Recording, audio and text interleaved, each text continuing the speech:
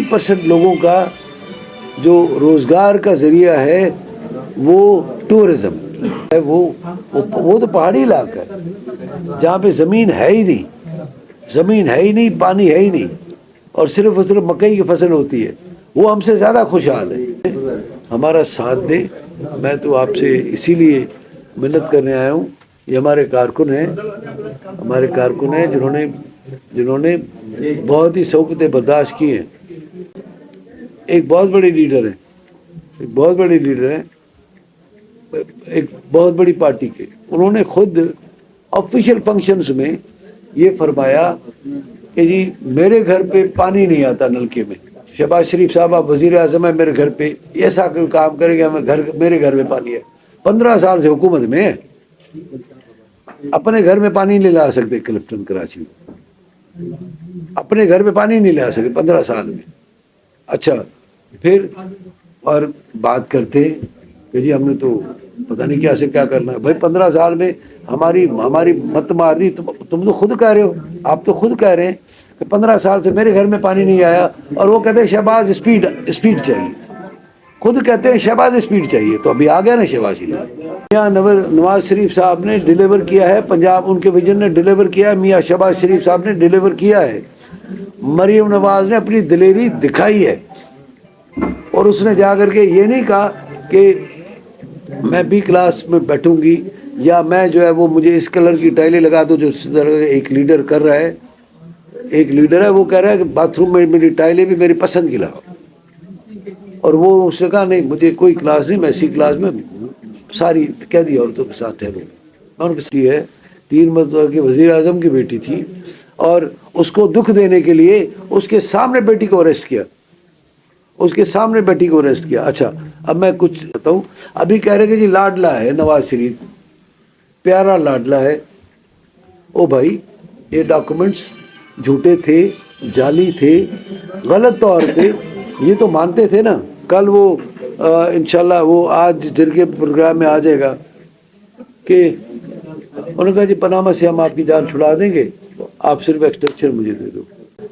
کہنے کا مقصد یہ ہے کہ 3 مرتبہ کا رہا ہوا وزیر اعظم وہ آپ کی ترقی کے لیے تڑپ رہا ہے. وہ تڑپ رہا ہے کہ بالکل مجھے موقع دو، میں آ کر کے یہاں پر آپ کو شہباز اسپیڈ لاؤں گا اور مریم نواز کی دلیری بھی لاؤں گا جو آئے گی انشاءاللہ دادو میں بھی آئے گی انشاءاللہ. دادو میں بھی ہمارے قائدین آئیں گے انشاءاللہ. یہاں پہ جلسہ بھی کریں گے، اور انشاءاللہ آپ کو یہ سندھ نے چینج ہونا ہے. بھائی سندھ کا اتنا کوئی قصور نہیں کیا ہم نے کہ ہم نے انہی حالات میں رہنا ہے. ایسا مسئلہ نہیں. ہم تو آپ کو منت کر سکتے ہیں، ہم آپ کو منت کر رہے ہیں، ہم آپ کو پیغام دے رہے ہیں، ہم آپ کو مثال دکھا رہے ہیں. وہ کہہ رہے تھے کہ جی ہم پنجاب میں وہ کریں گے. تو میں نے کہا اچھا پنجاب میں کیا جا کے تقریر کرو گے کہ لاہور کو کراچی سے بناؤ گے؟ فار ایگزامپل اگر کوئی لیڈر یہ کہے کھڑے ہو کر کے جنگ میں کہ میں جنگ کو دادو جیسا بنا دوں، کہہ سکتا ہے؟ نواز شریف صاحب جو آئے تھے، یہ لیگل ایک وکیل سے آپ پوچھ لیں، انہوں نے آنے سے پہلے اپنی بیل کروائی تھی، اور یہ ملتی ہے ٹرانزٹری بیل. میں نے بھی لی ہوئی تھی. جب میرے خلاف عمران خان صاحب نے کیے تھے تو میں نے بھی ٹرانزٹری بیل لی تھی سندھ ہائی کورٹ سے، کراچی بینچ سے، کہ میں لاہور ہائی کورٹ میں پیش ہو جاؤں گا، راستے میں مجھے کوئی وہ نہ کرے. تو انہوں نے بیل لی تھی، اور یہ ٹکٹ دکھا کے کہ جی میں نے آنا ہے اور میں کورٹ میں پیش ہونا چاہتا ہوں کہ مجھے راستے میں کوئی نہ روکے.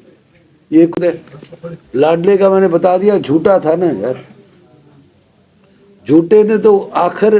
اچھا لاڈلا وہی ایک دوست نے کوئی سوشل میڈیا پہ مجھے واٹس ایپ پہ بھجوایا تھا کہ چلو ابھی کیسز تو چھوٹ رہے ہیں، لیکن نواز شریف صاحب کی جو تکالیف تھی 4 سال وہ کیسے واپس ہوئی؟ چلیں ٹھیک ہے، وہ تو کہہ رہے ہیں کہ میں نے اپنے معاملات کو خدا پہ چھوڑ دیا، لیکن جو 20-22 کروڑ جو پاکستانی ہیں ان کی آپ قسمت مل گئی ایک کھلاڑی اناڑی کے ہاتھ میں، اس نے جو تباہ کیا ملک کو، اس کو کیسے واپس لاؤ گے؟ میرا تو سوال یہ ہے کہ پاکستان کا جو بیڑا غرق ہوا، انٹرنیشنلی آئسولیشن کا شکار ہوا،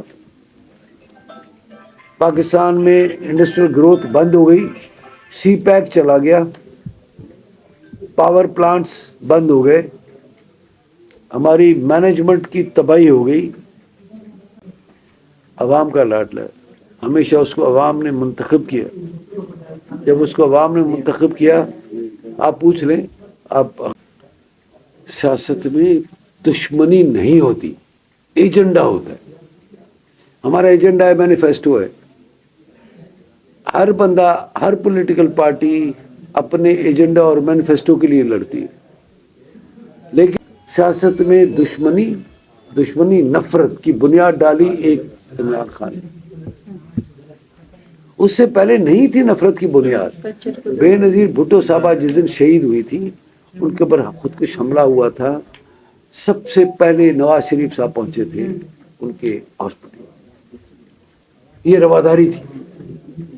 یہ حالانکہ مخالف تھے سیاسی طور پہ، دونوں آپس میں لڑتے تھے، مطلب الیکشن سے لڑتے تھے، ان کی دونوں کی پولیٹیکل پارٹیز تھی۔ مریم نواز صاحبہ 9 دیروں میں جب آئیں سندھ میں، جو بے نظیر بھٹو صاحبہ کے اس میں گڑی خدا بخش، تو انہوں نے وہیں پہ رہی، انہی کی فیملی کے ساتھ رہی۔ یہ سیاست میں دشمنی کی بنیاد اور گالی گلوچ کی بنیاد، گالی گلوچ کا رواج، یہ تو ایک ہی پارٹی کا کام ہے۔ باقی ایک دوسرے کو گالی تو نہیں دیتے، ہاں اسمبلی میں مطلب ایشوز کے بنیاد کے اوپر بات ہوتی ہے، ماں بہن کی گالیاں، بدتمیزیاں، میمز بنانا، مطلب مختلف کام، حرکتیں کرنا، یہ مستقبل کیا ہوتا ہے یہ تو لوگوں نے فیصلہ کرنا ہے، اور دوسرا فیصلہ تو اللہ نے کرنا ہے، اللہ کو پتہ ہے۔ بلاول بھٹو صاحب ایک